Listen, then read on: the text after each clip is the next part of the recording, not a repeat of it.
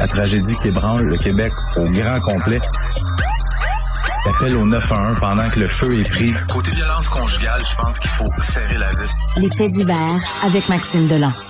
Travaille, moi, là, toi, t'arrives, tu souris je travaille, moi, là. Moi, tu penses que je travaille pas? Non, tu travailles pas. Tu te promènes, tu prends des photos, tu parles au monde. J'écris des textes. Ben oui. Je me fais insulter. Ah, ça, là. T'es-tu fait insulter récemment? Ben oui, hier. Ah oui, par qui? C'est lié à mon premier sujet, un jeune de 15 ans poignardé. Puis moi, c'est ça mon travail, c'est couvrir ce genre d'événement-là. Puis je suis débarqué, j'étais arrivé le premier comme média sur place. Et une fille, elle me courait après dans la rue pour me dire, il y a un ado qui s'est fait fucking poignarder! Puis toi, tu prends des photos! Puis j'ai dit, c'est mon travail, madame. Hey, t'as pas honte! C'est mon travail, madame. Merci. Comment ça a fini? Merci. Puis maintenant, ça en va. Mais oui, ça arrive. Ça te fait griller après dans la rue, moi? J'haïs pas ça. C'est comme un accueil particulier, privilégié. Ben, c'est un accueil que je mérite. Parce que je mérite pas de respect. Non, mais je suis dur avec moi-même. Non, mais j'ai de la répartie. Je trouve ça drôle. Mais j'ai de la répartie. Fait que ça met à profit ma répartie. Tu sais, je peux. Ouais, tu pratiques. Bon. Tu pratiques pour ta chronique. Des histoires. Oui. Mais des histoires de gens qui m'envoient promener. Tu sais, prenez un numéro, là. Ouais. Mettez-vous en ligne. C'est ça. Un ado, donc, de 15 ans poignardé dans le cou. Et dans quel état il se trouve, là? Aux dernières nouvelles, il était dans un état grave, mais sa vie serait hors de danger. Sa vie ne serait plus menacée. Quand même, hein. Mais je veux revenir sur cette histoire-là. Je te le disais que j'ai couverte hier, c'est dans l'arrondissement du Sud-Ouest, dans le quartier Saint-Henri. Début de l'heure du dîner, il y a un jeune de 15 ans qui se fait poignarder. C'est dans une ruelle devant l'école secondaire Saint-Henri. Je suis allé sur place et ce qu'on me dit là-bas, c'est que le jeune a été poignardé au niveau du cou, dans le ventre et sur un bras. Et probablement que c'est les policiers du SPVM qui sont arrivés rapidement sur les lieux, qui ont permis de lui sauver la vie parce que ça a l'air que la blessure la plus grave, c'était au bras, parce que tu sais des veines, des artères et puis tout ça. Et les policiers ont dû lui faire un garrot pour stopper l'hémorragie parce qu'il est en train de perdre beaucoup de sang. Suspect en fuite. Bravo aux policiers. Ouais, bravo aux policiers. Suspect en fuite n'a toujours pas été arrêté. Mais là où je veux aller, et c'est quelque chose que j'ai trouvé extrêmement choquant. Dans ce genre d'événement-là, maintenant, là, les jeunes, ce qu'ils font, ils sortent le téléphone et se mettent à filmer. Et il y a une vidéo qui a fait surface sur les réseaux sociaux. Ben, je te le disais, ça s'est passé dans une ruelle. Et sur les images de la vidéo, on voit des jeunes, dont à peu près une vingtaine, qui sont attroupés devant la ruelle où le jeune vient tout juste de se faire poignarder. Et là, j'ai regardé attentivement la vidéo. Et là, ça wesh! Puis là, ça part avec le gros sourire au visage. Wesh, hein? Un gros cheese de « Hey, ça se passe devant notre école, c'est-tu le fun? » Un jeune qui vient de passer proche de se vider de son sang, puis vous êtes là à le regarder et à partir en riant. Puis tu sais, je te le dis, Benoît, ce sont des histoires que je couvre quotidiennement. Et on dirait que hier, cet événement-là, de voir ces images-là, là, on a brouillé les visages de ces jeunes-là. Mais de voir... Et comment sont élevés, ces jeunes-là? De rire et de triper parce qu'il y a un autre jeune qui a été poignardé. Comment sont élevés, Chris, par leurs parents? C'est qui, ces parents-là? T'sais, c'est qui, ces jeunes-là, qui ont pas d'humanité, qui ont pas d'empathie, qui ont pas de compassion?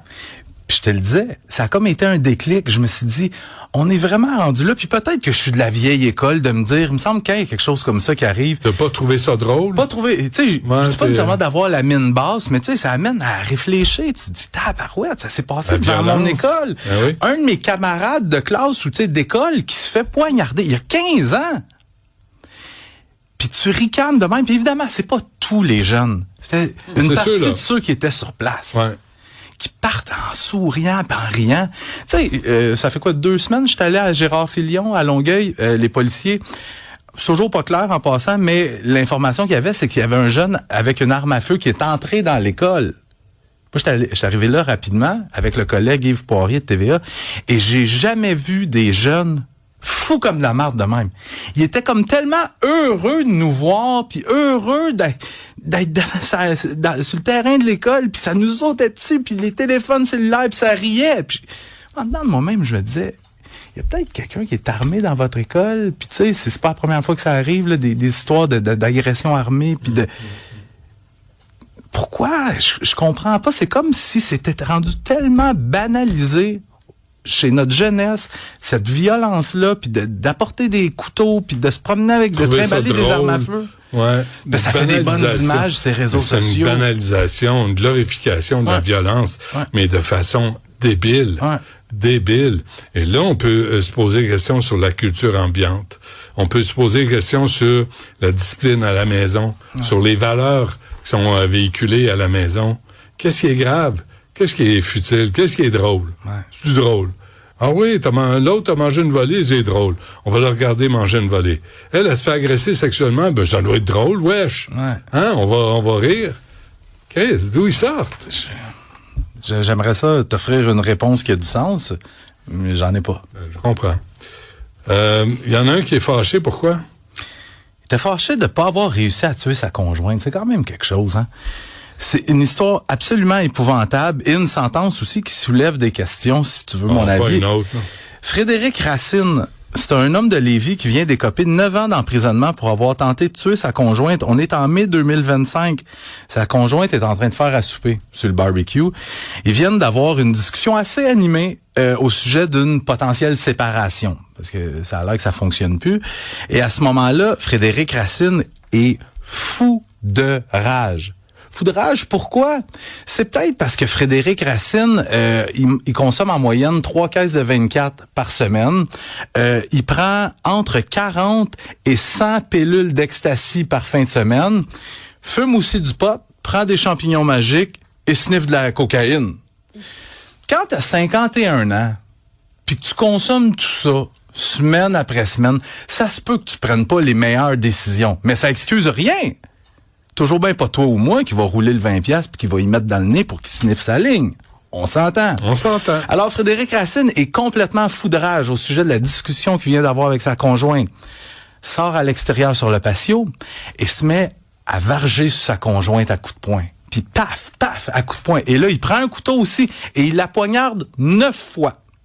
Sur les bras, dans le dos et dans le cou, au niveau de la jugulaire. Sa conjointe est paniquée, on comprend, a réussi à se sauver et à se réfugier chez une voisine. Les policiers sont appelés sur les lieux et Frédéric Racine est pas content. Il se fait passer les menottes puis il dit « Je l'ai manqué, elle est encore en vie, je l'ai manqué, j'aurais dû l'achever. » Il était fâché de pas avoir réussi à tuer sa conjointe. Mais sa conjointe est venue évidemment bien près de mourir. Les médecins ont réussi à lui sauver la vie. Puis un policier qui me disait déjà, tu sais Max, les tentatives de meurtre, c'est des meurtres qui ont... Le gars qui a pas réussi son meurtre. Parce que maintenant, avec les avancées technologiques, l'avancée de la médecine, on réussit à sauver des gens qui n'auraient pas survécu autrement. C'est intéressant ça. Est-ce que ça veut dire qu'on devrait ajouter une espèce de pré-féminicide ou, tu sais, il y a des tentatives de féminicide? J'ai fait des vérifications. Tu sais, on entend souvent prison à vie pour un meurtre. Ouais. Mais pour une tentative de meurtre aussi, tu peux écoper de la prison à vie. Mais pas dans ce dossier-là. Ah non? Dans ce dossier-là, il y a eu une suggestion commune parce que de façon standard, là, les dossiers de tentative de meurtre, généralement standard, c'est 5 ans à 15 ans d'emprisonnement. Dans ce dossier-là, il y a eu suggestion commune. La défense et la couronne sont entendus pour une sentence de 9 ans d'emprisonnement. Tabarouette, 1 an par coup de couteau, tu sais, pourquoi pas? Sauf que là où t'as des éléments qui viennent appuyer le fait que, tu sais, il y avait une certaine préméditation, c'est que le gars était fâché de pas avoir réussi à la tuer. Ouais. Lui, ce qu'il voulait faire, c'était un meurtre. Il se retrouve avec une sentence de 9 ans d'emprisonnement. Et pensez pas qu'il va faire 9 ans, parce qu'il va être libéré aux 2 tiers de sa peine. Ça veut dire que c'est 6 ans. Puis tu vas soustraire la détention préventive. Ouais. Fait que dans, 4 ans peut-être, il devrait être libre comme l'air. Il va peut-être finir la job qu'il voulait faire. On le souhaite pas. Si on l'entend. On le souhaite pas. Parce que ça veut pas dire qu'il va être réhabilité, ce type-là. Là. Bon, et grosse opération, qui touche qui? Les pédocriminels, je finis très rapidement avec ça. La Sûreté du Québec vient d'annoncer ce matin l'arrestation de 23 hommes âgés entre 26 et 73 ans aux quatre coins de la province. Ils sont tous accusés d'avoir eu en leur possession de la pornographie juvénile, d'en avoir distribué ou d'y avoir accédé. Puis Benoît, là, ces gens-là, là, les 23 suspects, il n'y a pas de profil type pour triper sa pornographie juvénile. T'as des retraités, t'as des travailleurs, des employés, ça peut être ton voisin, c'est des pères de famille, des gens célibataires, et, de tous les horizons. T'as un concierge dans le lot. Il y en a 7 qui sont demeurés détenus. Les autres ont été remis en liberté avec des conditions à respecter.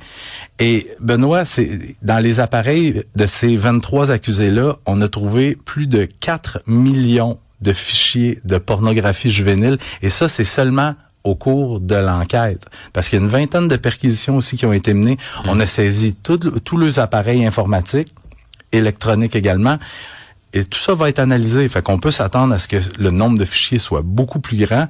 C'est complètement aberrant. Ça dépasse l'entendement. Il y a 4 victimes qui ont été identifiées jusqu'à maintenant dans cette enquête-là. Puis je lève mon chapeau à ces policiers-là parce que ces pédocriminels-là ont pu être arrêtés grâce au travail des policiers. Leur job, eux autres, là, c'est de donner des becs aux enfants le matin, à madame également, aller au travail et aller sur le web, sur le net, puis aller voir des enfants se faire violer. Ouais, puis d'intégrer des forums de discussion de pédocriminels qui se donnent des trucs puis tout ça, puis d'aller les appâter pour finalement les procéder à leur arrestation. Et c'est là que j'aimerais juste te dire, tu sais, tu défends souvent les chasseurs de pédophiles. Tu sais, les chasseurs de pédophiles, à part que quand ça fait un buzz sur le web, ça donne pas grand-chose. C'est rare que ça se termine en condamnation. Je les défends pas, je les comprends. Parce que c'est tellement odieux comme geste à poser. Ouais. C'est sous-humain. Mais c'est que le problème, c'est n'importe quoi pour en arrêter un, en enlever un de la circulation. Mais tu l'enlèves pas quand tu fais ça. Tu l'enlèves pas. Tu l'exposes sur les réseaux sociaux. Ça fait un buzz pendant un certain temps. À un moment donné. Ça. Oui, c'est déjà ça. Sauf que dans ce cas-ci, si la justice peut mettre ses culottes, ça pourrait être 23 pédocriminels qui se retrouvent hors d'état de nuire pour vrai. Mettez-les ensemble. Ah non! Dans la même cellule. Dans la population générale, Benoît. Oui, je te dis, si jamais c'était fait, il y aurait des gens qui aiment les petits gars et les petites filles qui se tiendraient tranquilles. Je pense que oui. Hey, je te souhaite un bon week-end. Hey, toi aussi, à mardi. Salut.